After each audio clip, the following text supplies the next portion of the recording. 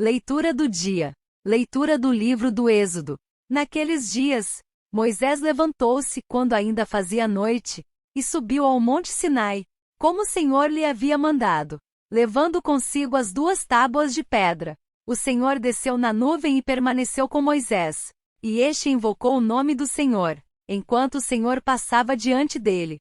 Moisés gritou: Senhor, Senhor, Deus misericordioso e clemente, paciente, rico em bondade e fiel.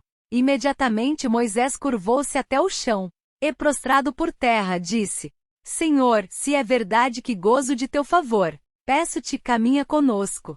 Embora este seja um povo de cabeça dura, perdoa nossas culpas e nossos pecados, e acolhe-nos como propriedade tua. Evangelho do dia. Proclamação do Evangelho de Jesus Cristo segundo João. Deus amou tanto o mundo, que deu seu Filho unigênito, para que não morra todo o que nele crer, mas tenha vida eterna.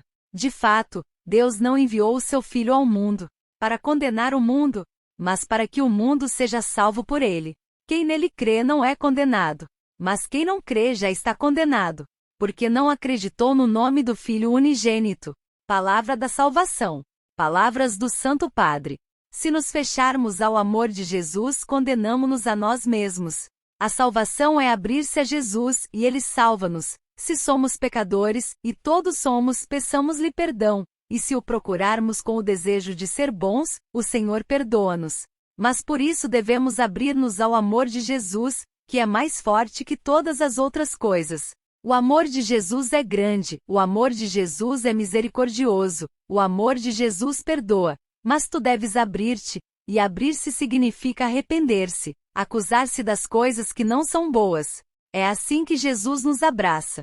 Se pensarmos no juízo nesta perspectiva, desaparecem o medo e a hesitação, deixando espaço à expectativa e a um júbilo profundo. Será precisamente o momento em que seremos julgados finalmente prontos para ser revestidos pela glória de Cristo, como que por uma veste nupcial, e conduzidos ao banquete, imagem da comunhão plena e definitiva com Deus. São Francisco Caracciolo, presbítero, fundador dos clérigos regulares menores. Sangue precioso do meu Jesus, vós sois meu. Convosco e por meio de vós espero salvar-me. Meus sacerdotes, esforcem-se de celebrar a missa, todos os dias, e inebriar-se com este sangue.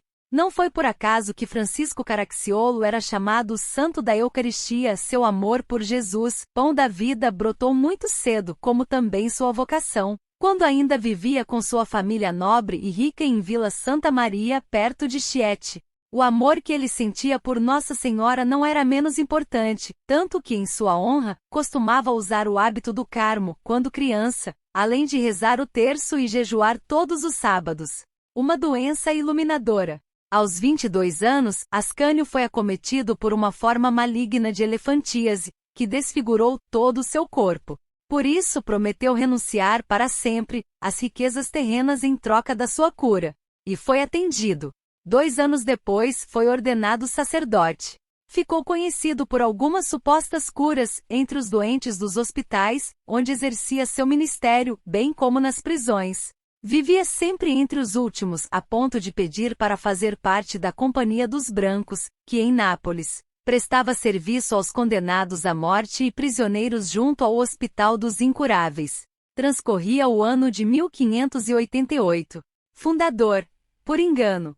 Certo dia, Ascânio recebeu uma missiva de um nobre genovês, Agostino Adorno, e do abade de Santa Maria Maior, em Nápoles, Fabrício Caracciolo. Na verdade, a missiva era endereçada a um religioso da sua congregação, que tinha seu mesmo nome. Por engano, a carta foi entregue a ele, que a recebeu como sinal da providência.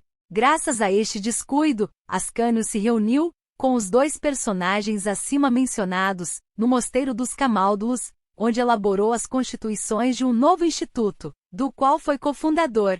Ele foi o autor da proposta de acrescentar aos 3 votos de pobreza, castidade e obediência, um 4º voto, com o qual se comprometia a rejeitar todo e qualquer cargo eclesiástico. Quando o novo instituto foi aprovado, Ascânio recebeu o nome de Francesco. A difícil relação com a Espanha. Em 1589, Francisco Caracciolo partiu para a Espanha junto com Adorno, para expandir seu novo instituto. Mas sua viagem foi uma falência. Após um ano voltaram para casa. Francisco ficou doente e Adorno faleceu. Em 1591, Francisco foi eleito prepósito geral perpétuo, cargo que teve que aceitar para cumprir o voto de obediência. Porém, não mudou seu modo de viver a penitência, o jejum e nem seu costume de fazer os trabalhos mais humildes. 3 anos depois, Francisco voltou à Espanha, mas, em Madrid, o rei Felipe II ameaçou de fechar o hospital italiano, onde prestava assistência aos enfermos.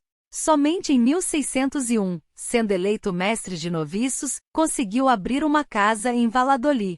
Ali demonstrou uma grande capacidade de discernimento entre os jovens, prevendo para alguns a vocação para a vida religiosa e para outros até a apostasia. Em 1607 finalmente foi dispensado de todos os cargos, dedicando-se apenas à oração. Caçador de almas, pai dos pobres, mas também homem de bronze. Estes eram os 3 apelidos com os quais Francisco era conhecido, que refletem perfeitamente os 3 votos do seu ministério. No entanto, jamais deixou de visitar os enfermos e assistir aos moribundos. No hospital, dedicou-se, com muito zelo, aos trabalhos mais humildes como arrumar as camas, limpar os quartos, remendar as roupas dos pacientes. Além do mais, estava sempre disposto a fazer coleta de esmolas, para providenciar a educação das meninas. Levava tudo o que tinha aos pobres, até mesmo tirando o pão da sua boca para dar aos necessitados. Jejuava sempre e dava as roupas usadas dos confrades aos que precisavam. Enfim, foi um incansável confessor, ensinava o catecismo às crianças, organizava as obras de caridade e pregava as verdades eternas aos fiéis. Amor a Jesus eucarístico. Francisco queria o melhor para os outros, mas nada para si. Escolhia sempre os quartos apertados, dormia e comia muito pouco. Além disso, fazia obras de penitência, a ponto de se cingir com o cilício nas festas e em suas longas viagens a pé. Mas, sobretudo, promovia o culto da Eucaristia, estabelecendo que os estudantes da ordem se revezassem para a adoração ao Santíssimo Sacramento. A propósito, nunca se cansava de exortar os sacerdotes à prática de expor o Santíssimo Sacramento, todo o primeiro domingo do mês. Durante a sua peregrinação à Santa Casa de Loreto, foi para o céu, em 4 de junho de 1608, depois de invocar os santos Miguel, José e Francisco de Assis. São Francisco Caracciolo foi canonizado por Pio VII, em 1807. São Quirino, mártir. Seu corpo repousa nas catacumbas de S. Sebastião. Pouco se sabe sobre Quirino, também chamado de Tivoli, onde seus restos mortais descansam na Basílica de São Lourenço. Presume-se que foi bispo de Sicília, na Croácia, foi preso em 309, durante as perseguições de Diocleciano, conseguindo converter seu carcereiro, antes de ser martirizado.